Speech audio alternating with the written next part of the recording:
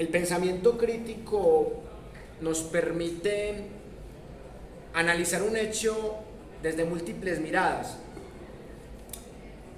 Y hoy quiero que comparemos algunos párrafos de estos dos libros. Son dos libros que cuentan dos caras muy diferentes del expresidente Álvaro Uribe Vélez.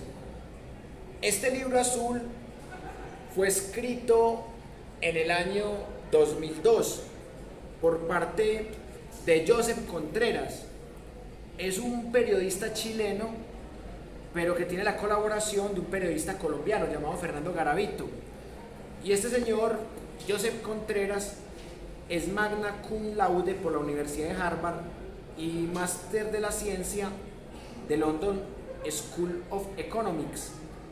Y para esta época del 2002, él ya llevaba 22 años siendo corresponsal de Newsweek en más de 40 países.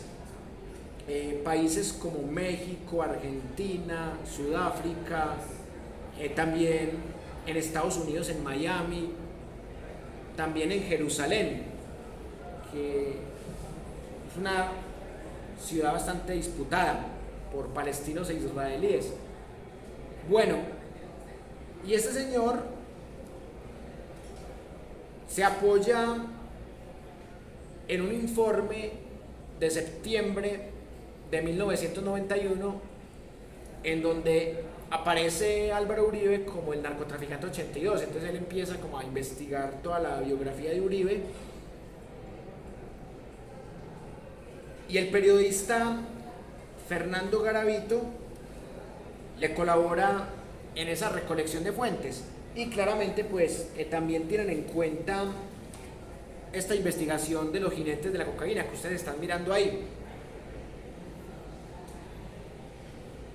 Este libro plantea todos los temas más polémicos de Uribe entre 1980 y 2002, que son 22 años de investigación de la vida de Uribe. Y en el primer capítulo empiezan a hablar de cómo Iván Duque Escobar, que era gobernador de Antioquia, el padre de Iván Duque Márquez, el expresidente, es el primero que empieza a dudar de Álvaro Uribe Vélez. Entonces, aquí está un párrafo muy interesante que hace parte del capítulo 1, que se llama El misterio de los aviones fantasma.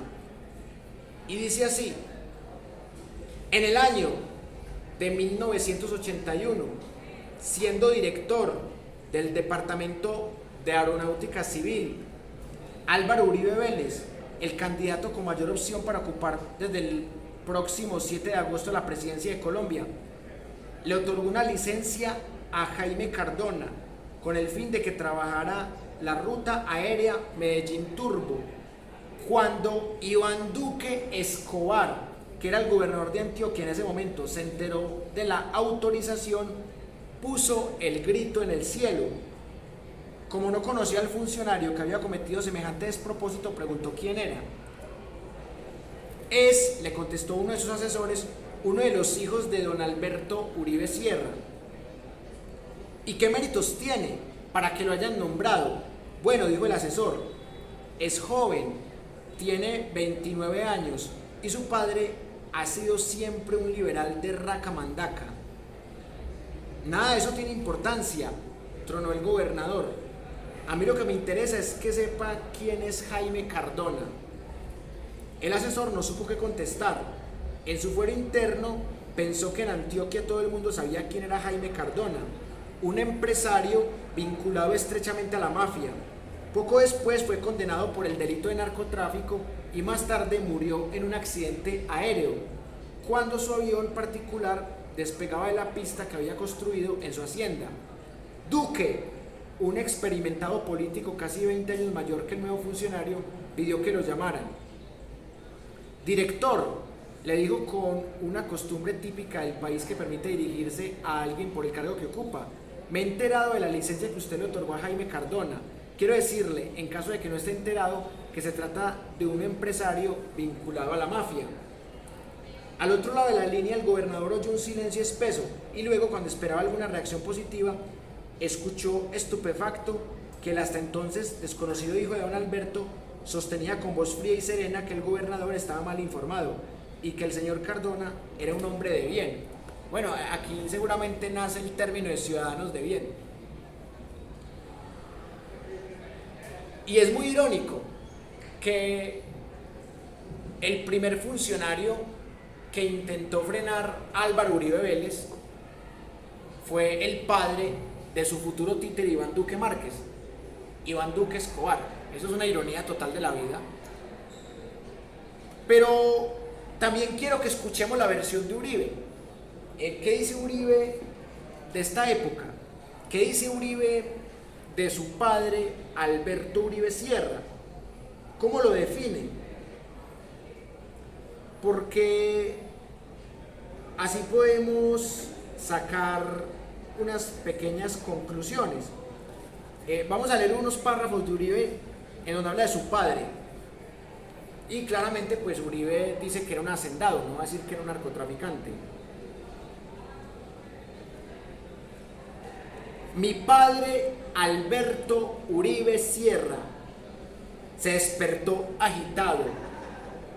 Era un hombre jovial y carismático, la personificación misma de la salud, la felicidad y el vigor, consumado jinete y aficionado a la tauromaquia. Bueno, si hubiera sido el autor del otro libro, hubiera dicho jinete de la cocaína, pero que le quitó la palabra de la cocaína, dijo que era un jinete nada más. Daba con destreza la estocada final con la espada, no con el rejón, a un toro montado en su caballo.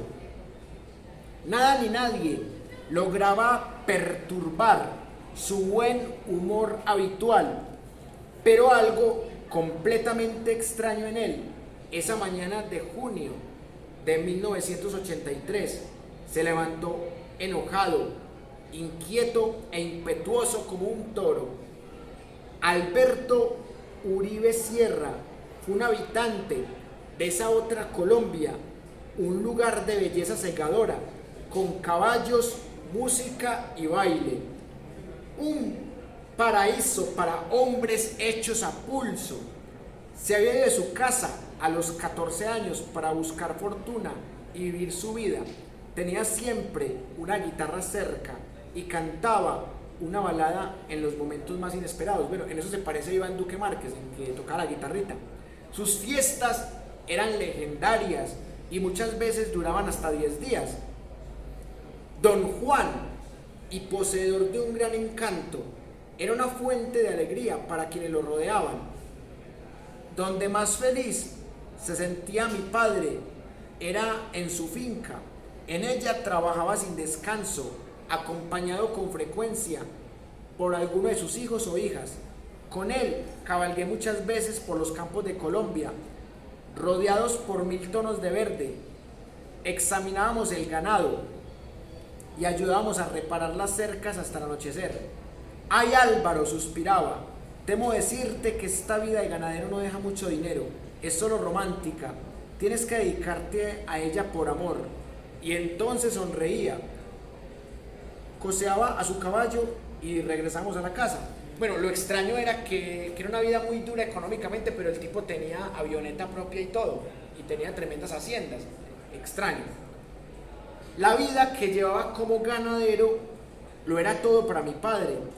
Por eso nos sorprendimos cuando 3 semanas antes de la mañana en que se despertó inquieto, hizo una concesión sin precedentes.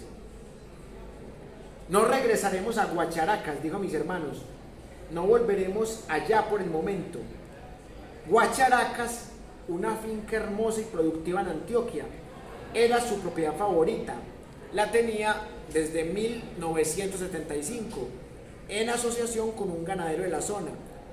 En esa época, el tren a Puerto Berrío todavía pasaba por la finca, y la casa había sido una posada junto a la estación, situada en una región caracterizada por gente trabajadora y honesta, que sabía cómo sacarle el máximo provecho a la tierra.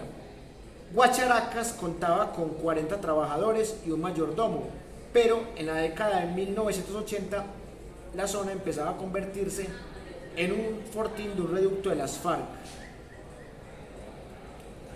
Bueno, el tipo tenía avioneta, una hacienda gigante, 40 trabajadores, y le decía el padre al hijo, Alberto Uribe, le decía a Álvaro: hijo, esto es muy duro, esto no da nada, esto está curioso. Son cosas de la vida colombiana. Bueno, y acá está el último párrafo que les quiero compartir de lo que dice Uribe de su padre. Dice: en mayo de 1982, los terroristas de las FARC lanzaron su plan estratégico que tenía por objeto derrocar al gobierno nacional mediante la organización de insurrecciones en las principales ciudades del país y la lucha de clases. Con dicho plan pretendían consolidar su accionar militar, fortalecido en los últimos años por la creciente participación de este grupo ilegal en el comercio de narcóticos y en particular de cocaína, que desde Colombia alimentaba la demanda en ascenso de Estados Unidos y Europa. El narcotráfico proporcionó a las FARC los ingresos que necesitaban para ampliar su campo de operaciones, y al llegar a una nueva zona exigían dos cosas: dinero y silencio. La posición de mi padre fue clara: no camino un paso y no doy un peso. Por eso nos desconcertó su decisión repentina de no volver a Guacharacas. Iba a ceder ahora a la presión de las FARC después de resistir tantos años. Nunca supimos a ciencia cierta el porqué de aquella decisión. Es posible que hubiera conocido alguna amenaza concreta o que se los hubiese dejado guiar por una intuición.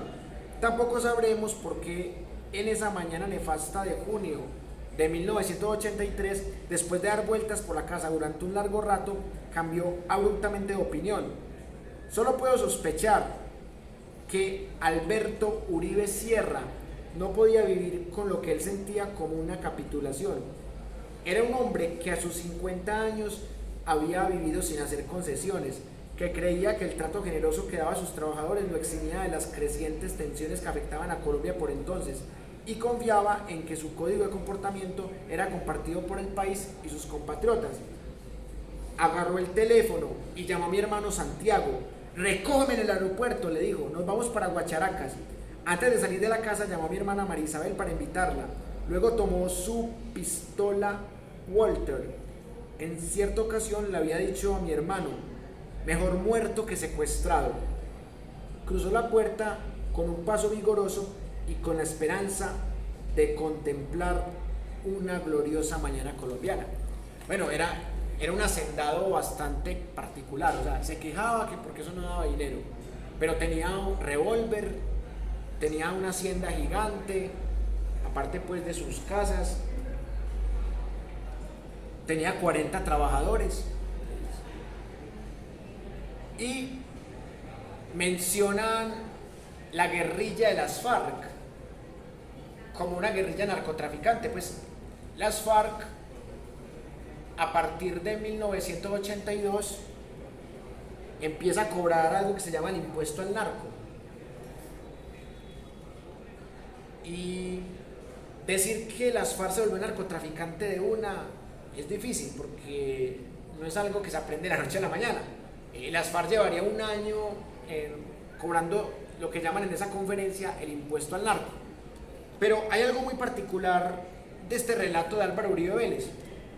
No menciona ni a Pablo Escobar, ni a Gonzalo Rodríguez Gacha, alias el Mexicano, ni a Carlos Leder, ni a ninguno del clan de los Ochoa, que entre otras cosas hay fotos en donde Santiago Uribe Vélez sale con la familia Ochoa.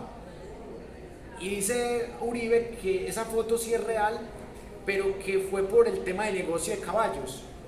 El Cucho tenía revólver, 40 empleados, una hacienda gigante, y se tomaba fotos con narcos que porque negociaba caballos con ellos. Pero él decía que en esa época la familia Uribe Vélez no sabían que esos tipos eran narcotraficantes. Extraño. Pero esa es la versión que nos comparte aquí Álvaro Uribe Vélez. Bueno, para terminar de cotejar fuentes, vamos a leer otro párrafo de acá y otro de acá. Ahí vimos que él se siente orgulloso de su padre porque era un don Juan. O sea, que a él no le importaba que le montara cachos a su madre. O sea, era un conquistador, era un hombre vigoroso. Era el que decía, primero muerto que secuestrado, y andaba con su pistola. Curiosa la forma como él define a su padre. Y acá quiero que le pongamos atención a este párrafo que es bien interesante. Dice: la investigación de la Procuraduría señaló que Uribe había firmado un documento que requería la autorización previa de la Presidencia de la República y formuló cargos al funcionario. El 1 de julio de 1982, sigue la crónica de Sánchez Abaunza, el revisor de documentos de la Contraloría envió un memorando en que solicita: me informe bajo qué circunstancias o motivos el señor de la firma Colasesores Limitada interviene en forma directa en el movimiento de las tarjetas de Cardex. La Contraloría advierte que el empleado de Colasesores puede llegar a alterar cifras de las tarjetas. Tengo entendido que estos señores de Colasesores prestan servicios bajo contrato de asesorías y simplemente ellos pueden observar, preguntar, mas no participar en el movimiento interno de almacenes. Situación reservada para funcionarios nombrados por el departamento, concluye el memorando. La primera cláusula del contrato estipuló un anticipo de 20 millones de pesos a los 15 días de firmarse el documento. Ni Álvaro Uribe Vélez ni ninguno de los funcionarios del DAC verificó el estado financiero de Colasesores. Firma que durante el perfeccionamiento del contrato se encontraba embargada por el Banco Real de Colombia. Este embargo consta en 3 partes: Juzgado 14 Civil del Circuito, Banco Real de Colombia y Cámara de Comercio de Bogotá. En carta dirigida a Cromos, Uribe explicó que la entidad oficial contratante durante mi gestión supervisó y administración del contrato por intermedio del doctor César Villegas, jefe de planeación. Bueno, ese César Villegas también terminó vinculado con el tema del narcotráfico. Entonces acá vemos que Uribe ha tenido unos vínculos muy interesantes en toda su carrera política, pero acá también quiero mostrarles otra cosa muy interesante que Uribe dice de él mismo. Es decir, este es el resumen que hace Uribe de su autobiografía. Entonces, vamos a ver cómo se define Uribe a sí mismo. Dice: Álvaro Uribe Vélez fue presidente de Colombia entre 2002 y 2010. Durante su presidencia, la violencia se redujo a los niveles más bajos de los últimos tiempos. Bueno, es un dato bastante vago, porque si estamos hablando de falsos positivos, antes la violencia se disparó. El país logró importantes victorias militares contra las FARC y desmanteló a los grupos paramilitares. Bueno, en esta primera premisa sí tiene algo de razón, o sea, no se puede negar que Uribe supo aprovechar el Plan Colombia y sí debilitó un poquito a las FARC, no mucho, pero sí las debilitó un poquito. Bueno, lo del paramilitarismo pues realmente no lo desmanteló, pues porque las bandas criminales siguieron funcionando, el paramilitarismo siguió funcionando. De pronto lo que hizo Uribe fue entregarles todas las posibilidades a ellos de la ley de justicia y paz, pero luego los extraditó cuando ya estaban empezando a hablar. ¿Qué dice el compañero? El Plan Colombia fue algo que se firmó en el año 2000 en el gobierno de Andrés Pastrana, que consiste en que en Estados Unidos el gobierno de Bush daba unos dineros para que Colombia combatiera el narcotráfico. Y ese Plan Colombia coincidió con el boicot que se le hizo al proceso de paz con las FARC de Pastrana, con el collar bomba, que fue una noticia falsa que ayudó a dañar el proceso. Entonces Uribe era el candidato perfecto para desarrollar ese Plan Colombia. Dice Uribe que él desmanteló los paramilitares. Es extraño porque cuando él llegó a la gobernación de Antioquia, los paramilitares se multiplicaron en las convivir. Es algo que también se denuncia en este libro. Y casi todos los paramilitares que han hablado, entre ellos Salvatore Mancuso, también está Villalba, han dicho que el jefe de ellos era Uribe. Entonces es muy curioso que él se jacte de prácticamente haber derrotado a las FARC y de haber desmantelado a los paramilitares cuando no están así. Durante la presidencia de Uribe, Colombia también alcanzó sus mayores niveles de inversión y exportaciones, así como la mayor cobertura de salud y educación en la historia del país. O sea, mejor dicho, que un montón de gente entró a la universidad, que un montón de gente tuvo acceso a la salud y que tuvo mucha inversión. Bueno, pero saben que eso tiene algo de verdad, porque recuerden que hubo una gran inversión en agroingresos robo seguro. ¿Se acuerdan lo que hablamos la vez pasada? Ese montón de campesinos estrato 1, 2 y 3 que se beneficiaron, que había reinas de belleza, senadores, representantes a la Cámara, funcionarios de la presidencia, familiares de Uribe, o sea, toda esa gente que es estrato 1, 2 y 3 se favoreció, o sea, que sí hubo inversión, o sea, pero faltó aclarar que fue inversión en la clase alta, eso fue lo que faltó aclarar, pero el resto es verdad. Dice también Uribe acá, al final de su mandato, su índice de popularidad estaba por encima del 80%, otro récord en la historia reciente de Colombia. Bueno, lamentablemente este hecho sí tiene pues algo de verdad, porque Uribe era muy popular. Uribe tenía todos los medios de comunicación a su favor, tenía el Congreso en mayorías a su favor, las Cortes solamente lo fastidiaron en el 2010.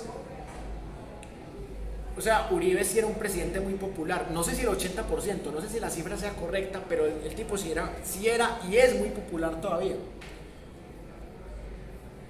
Antes de ser presidente, Uribe fue senador, gobernador del departamento de Antioquia y alcalde de Medellín, entre otros cargos. Se graduó en Derecho y Ciencias Políticas de la Universidad de Antioquia. Bueno, un egresado emérito de acá, debería estar aquí como catedrático también Uribe, un egresado emérito.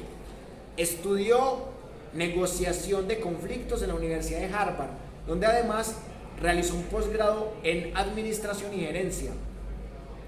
Fue Senior Associated Member del St. Antoine College de la Universidad de Oxford. Y después de dejar la presidencia, Uribe se ha desempeñado como académico distinguido en la Universidad de Georgetown y como vicepresidente de la Comisión de Naciones Unidas que investigó el incidente de la rodilla en Gaza ocurrido en mayo del 2010. Actualmente es fellow en el Bipartisan Policy Center. O sea, mejor dicho, Uribe volvió a Colombia como Suiza. O sea que en Colombia no hubo falsos positivos, no hubo chozadas del DAS, ni parapolítica, ni gispolítica. En Colombia casi todo el mundo salió de la pobreza, todo el mundo tuvo educación, todo el mundo tuvo salud, la clase trabajadora quedó feliz. O sea, es que el que lee esta autobiografía de Uribe dice, no, pues, no, qué maravilla, es que Colombia es como una mezcla como entre Canadá y Suiza, más o menos. Es que las autobiografías tienen unas cargas semánticas muy impresionantes. Bueno, Lo último que voy a leerles de este libro, para que pasemos a la tercera tesis. Dice: por décadas, Colombia había sido flagelada por el tráfico ilegal de cocaína y los terroristas. Las masacres y las aldeas destruidas por la acción de las bombas aparecían con frecuencia ante los ojos del mundo. La lista de problemas era casi interminable. Ante ellos y faltos de soluciones concretas, muchos se habían dado por vencidos. ¿Acaso no habían intentado todos los gobiernos anteriores? Quienes aún tenían el valor para intentar cambiar el status quo corrían peligro de morir. Yo mismo había sobrevivido, o por lo menos 15 atentados durante mi carrera política. La historia de Colombia demuestra que todos los problemas humanos tienen una solución humana. Bueno, esto es la contraportada, pero también es tomado de un párrafo del libro. Bueno, yo no dudo que a Uribe hayan tratado de matarlo 15 veces. Eso no lo dudo. Lo que sí dudo es que Uribe sea un defensor de derechos humanos, y que sea un defensor contra el terrorismo en Colombia. Eso sí lo dudo totalmente. Fernando Uribe Senior, ese señor que mataron y que Uribe reemplazó en la aeronáutica civil, ese señor sí podría sacar pecho que él se enfrentó con la mafia, porque él dijo nada de licencias para narcotraficantes, y lo mataron. Pero Uribe es un superhéroe, porque duró más de 2 años en el cargo en el que el otro había durado un solo mes. Salió sin un rasguñón. Y él dice, también en esta autobiografía, que me encantaría que la lean, él dice que él, siendo director de la aeronáutica civil, que él combatió el narcotráfico y el cartel de Medellín. O sea, este man era el putas, o sea, combatió el cartel de Medellín, estando aquí mismo en Medellín, estando en Antioquia, y salió vivo, sin un rasguñón. Pues este tipo, mi total admiración, pienso yo, que eso solamente es para, solamente el superaliade podría superar. ¿Se acuerdan del superhéroe